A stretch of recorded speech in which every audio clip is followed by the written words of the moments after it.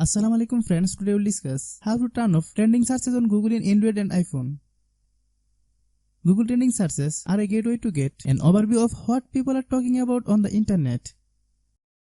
However, sometimes you may not want your personal search history associated with those trends. This has led to users wondering how to turn off trending searches on Google or other search engine. Watch the full video to see how you can easily turn off trending searches. If you are new to my YouTube channel, please subscribe. Open the Google Chrome app on your Android phone. Click Settings.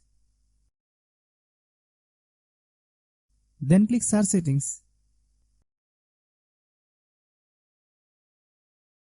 Scroll down until the find autocomplete with trending searches. Then select Do Not Show Popular Searches. Tap on Save.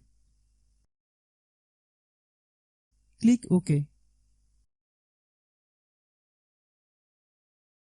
If you are new to my YouTube channel, please subscribe. If the video is useful to you, please share with your friends.